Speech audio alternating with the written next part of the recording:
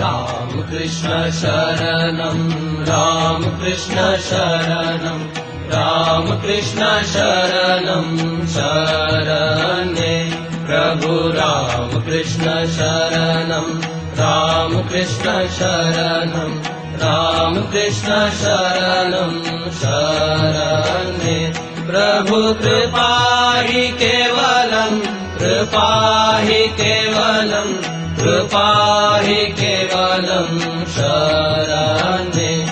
কল্পতরু উৎসব ও শ্রীরামকৃষ্ণ। কল্পতরু উৎসব একটি হিন্দু উৎসব। রামকৃষ্ণ মঠের সন্ন্যাসীবৃন্দ ও রামকৃষ্ণ মিশনের গৃহস্থরা এই উৎসব পালন করেন। বিশ্বব্যাপী বেদান্ত সোসাইটিগুলোতেও এই উৎসব পালিত হয়। 1886 সালের 1 জানুয়ারি কল্পতরু উৎসব পালিত হয়। এই কল্পতরু উৎসব হয়েছিল কাশীপুর উদ্যানবাটিতে।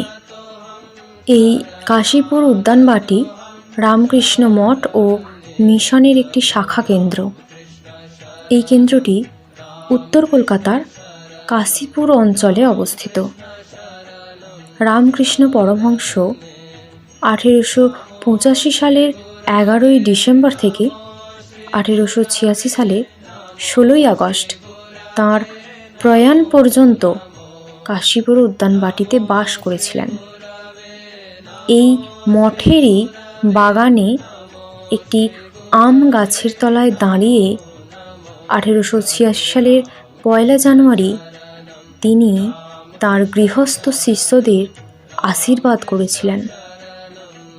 এই ঘটনার স্মরণেই প্রতি বছর 1 জানুয়ারি এই কল্পতরু উৎসব পালিত হয়। 1886 সালের 1 জানুয়ারি এই উৎসব শুরু হয়েছিল। এই দিন রামকৃষ্ণ পরমহংস তাঁর অনুগামীদের কাছে নিজেকে ঈশ্বরের অবতার বলে ঘোষণা করেছিলেন। বিভিন্ন জায়গায় এই উৎসব পালিত হলেও কাশীপুর উদ্যানবাটিতে এই উৎসব মহা সমারোহে পালিত হয়। এখানেই রামকৃষ্ণ পরমহংস জীবনের শেষ দিনগুলি অতিবাহিত করেছিলেন। রামকৃষ্ণ পরমহংসের অনুগামীরা এই উৎসবকে ঠাকুরের বিশেষ উৎসবগুলির মধ্যে অন্যতম উৎসব হিসেবে মনে করেন। দক্ষিণেশ্বর কালীবাড়িতেও এই উৎসব মহা সমারোহে পালিত হয়। সারা দেশ থেকে রামকৃষ্ণ অনুগামী তীর্থযাত্রীরা এই দিন দক্ষিণেশ্বর কালীবাড়িতে আসেন। 1886 সালের 1 জানুয়ারি প্রথম কল্পতরু উৎসবের দিনটি রামকৃষ্ণ পরমহংস ও তাঁর অনুগামীদের জীবনে ছিল এক অভূতপূর্ব তাৎপর্যপূর্ণ ঘটনা। রামকৃষ্ণ পরমহংস সেই সময় দুরারোগ্য গলার ক্যান্সারে আক্রান্ত হয়েছিলেন এবং তাঁর শারীরিক অবস্থারও যথেষ্ট অবনতি ঘটেছিল। উত্তর কলকাতার কাশীপুর অঞ্চলের একটি বাগান বাড়িতে চিকিৎসার সুবিধার জন্য তাকে নিয়ে আসা হয়েছিল। 1 জানুয়ারি একটু সুস্থ বোধ করছিলেন তিনি, তাই তিনি বাগানে হাঁটতে বেরিয়েছিলেন। সেখানে তিনি তার অনুগামী নাট্যকার গিরিশচন্দ্র ঘোষকে জিজ্ঞাসা করেন, তোমার কি মনে হয় আমি কে? গিরিশচন্দ্র তখন বললেন, তিনি বিশ্বাস করেন যে রামকৃষ্ণ পরমহংস মানব কল্যাণের জন্য মর্তে অবতীর্ণ ঈশ্বরের অবতার। রামকৃষ্ণ পরমহংস তখন বললেন, আমি আর কি বলবো, তোমাদের চৈতন্য হোক। এরপর তিনি সমাধিস্থ হয়ে তার প্রত্যেক শিষ্যকে স্পর্শ করেন। রামকৃষ্ণ অনুগামীদের মতে তাঁর স্পর্শে সেদিন প্রত্যেকের অদ্ভুত কিছু আধ্যাত্মিক অনুভূতি হয়েছিল। রামকৃষ্ণ পরমহংসের অন্যতম শিষ্য রামচন্দ্র দত্ত ব্যাখ্যা করে বলেছিলেন, সেই দিন রামকৃষ্ণ পরমহংস হিন্দু পুরাণে বর্ণিত কল্পতরুতে পরিণত হয়েছিলেন। তিনি এই দিনটিকে কল্পতরু দিবস নাম দিয়েছিলেন, যা পরে কল্পতরু উৎসব নামে পরিণত হয়েছিল। এই দিন ঠাকুর রামকৃষ্ণের গৃহস্থ শিষ্যরাই তাঁর কাছে উপস্থিত ছিলেন।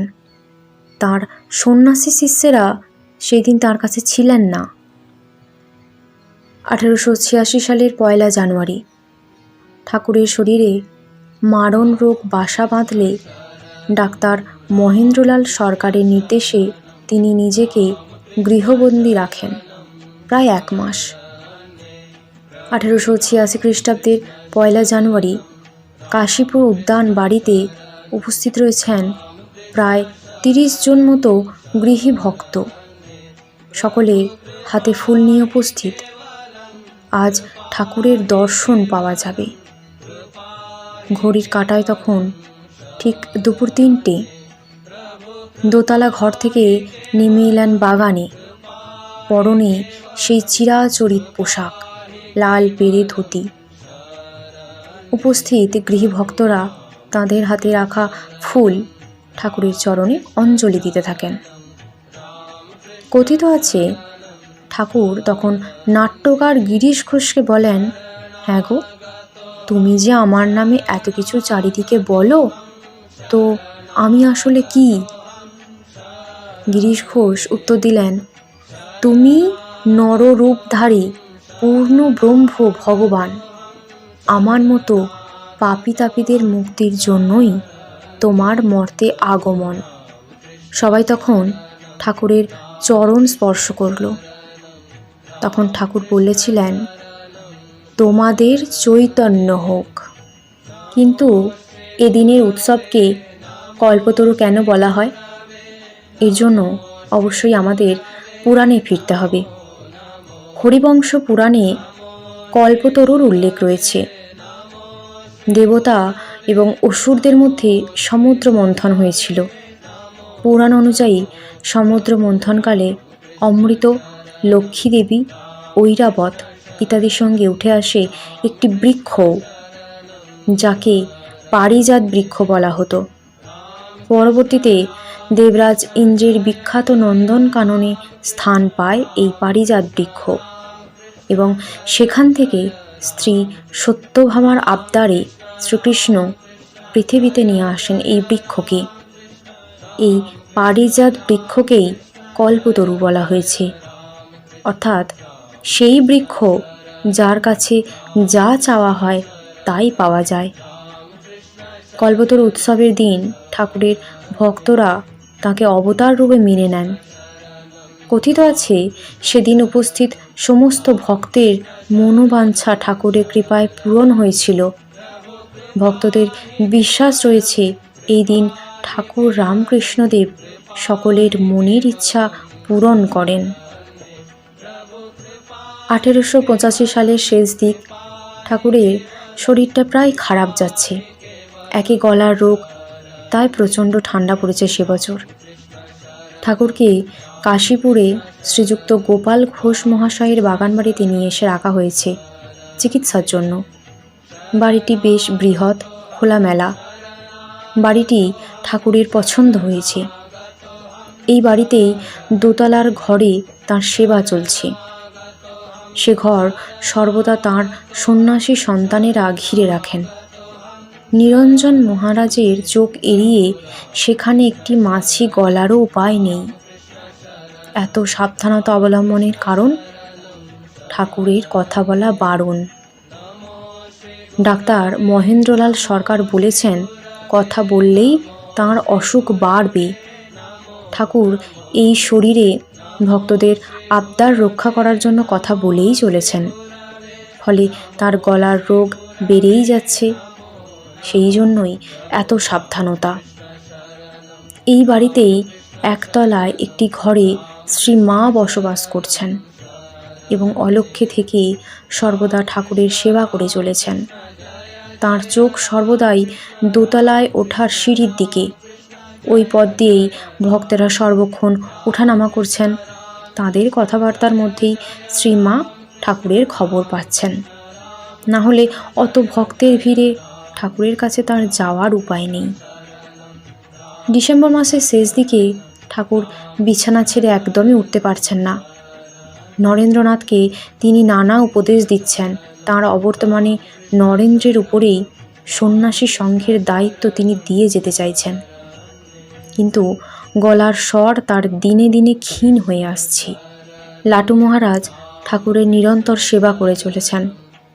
ঠাকুরের যখনই প্রকৃতির ডাক আসছে তখনই লাটু মহারাজ তাকে গাড়ু এগিয়ে দিচ্ছেন। এই রকমভাবেই চলছে। ঠাকুর সেরকম কিছুই খেতেও পারছেন না। আশা এক প্রকার নেই বললেই চলে।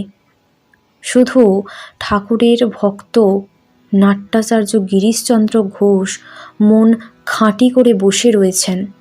তার বিশ্বাস ঠাকুর অসুখের ঢং করছেন। তিনি আজ বলবেন ভালো হয়ে যাবেন, তো সঙ্গে সঙ্গে ভালো হয়ে যাবেন। ক্যান্সার রোগকে হারিয়ে তিনি উঠে বসবেন। গিরিশ ঘোষ চতুর্দিকে বলে বেড়াচ্ছেন যে ঠাকুর অবতার, তিনি যা বলবেন তাই হবে, হতে বাধ্য। ঠাকুরের কানেও বিভিন্ন সূত্র থেকে এসব খবর এসে পৌঁছে যাচ্ছে। এভাবেই বছরটি শেষ হতে চলল। 1886 সালের 1 জানুয়ারি। ঠাকুর সেদিন একটু ভালো আছেন। ঠাকুর কারো সাথে দেখা করছেন না এ কথা জানা সত্ত্বেও দলে দলে তার গৃহী শিষ্যেরা তার একবার দর্শন পাওয়ার জন্য আসছেন দূর দূরান্ত হতে। তাদের মনের ইচ্ছা, যদি ঠাকুর একবার জানালা দিয়েও দর্শন দেন বছরের প্রথম দিন, তাহলে তাঁরা ধন্য হবেন। আসলে তাঁরা প্রত্যেকেই জানেন হয়তো ঠাকুরের শরীর আর বেশি দিন থাকবে না। ভক্তবৎসল ঠাকুরের এই ইচ্ছার কথা অজানা নয়। ওই দিন একটু বেলার দিকে শ্রীমা পুজোয় বসেছেন। হঠাৎ দেখলেন উপরের সিঁড়ি বেয়ে নিচের দিকে যেন এক ছায়ামূর্তি চলে গেল। পুজো করতে করতে তিনি ভাবলেন হয়তোবা তার ছেলেদের মধ্যে কেউ বাগানের দিকে গেল। অত গুরুত্ব না দিয়ে তিনি পুজোয় মনোনিবেশ করলেন। কিন্তু গৃহী ভক্তেরা একই দেখছেন।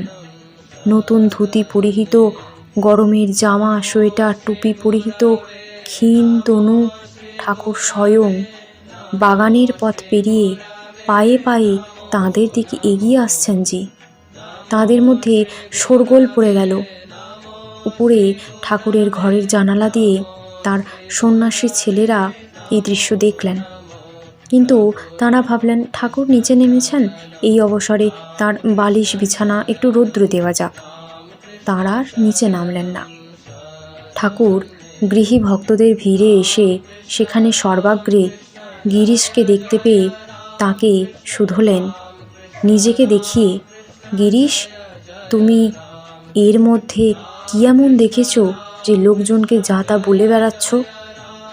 প্রত্যুত্তরে গিরিশ জোর হাতে তার পদতলে বসে বলে উঠলেন, ব্যাস বাল্মীকি যার ইয়ত্তা করতে পারেনি, আমি আর তার কি বলবো। সমবেত জনতা এই বাক্য শুনে সাধু সাধু করে উঠল। ঠাকুর বেশ খুশি। নিজের স্বরূপ নিজে লুকোলেন চিরকাল। শেষ লগ্নে গিরিশের মুখ দিয়ে তা ব্যক্ত করিয়ে নিলেন।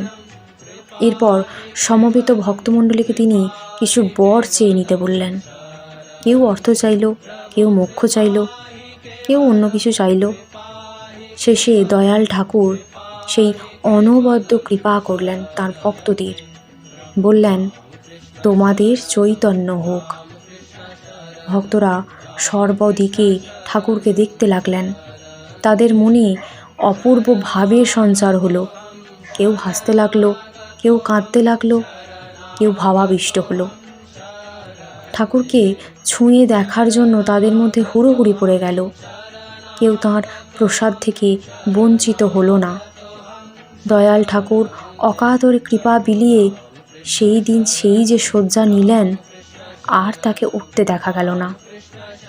নীলকণ্ঠ শিব যেমন অকাতরে অমৃত বিলিয়ে নিজ কণ্ঠে কালকূট বিষ ধারণ করেছিলেন, সেই রকম ঠাকুরও তাঁর দিব্য অঙ্গে গ্রহণ করলেন মানুষের যত পাপ, আর মানুষকে অমৃত দিলেন অকাতরে। বললেন, সন্ন্যাসীরা তো ঈশ্বরকে ডাকবেই, কিন্তু সংসারে থেকে যারা ঈশ্বরকে ডাকে তারাই বীর ভক্ত। এইরকম বাণী জগতে আর কোনো গুরুর মুখ দিয়ে বেরিয়েছে কিনা তা সন্দেহাতীত।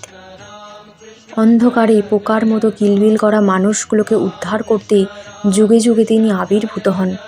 আরও একবার চোখে আগুল দিয়ে তা দেখিয়ে গেলেন। আজ নতুন বছরের প্রথম দিনে তাঁর কাছে প্রার্থনা, হে ঠাকুর, আর কিছু না, আমাদের চৈতন্য দাও। হে ঠাকুর, আমাদের নিঃশেষ করে নিংড়ে তোমার কোলে তুলে নাও। হে অবতার বরিষ্ঠ, তোমাকে শত কোটি প্রণাম। রাম কৃষ্ণ শরণম রাম কৃষ্ণ শরণম রাম কৃষ্ণ শরণম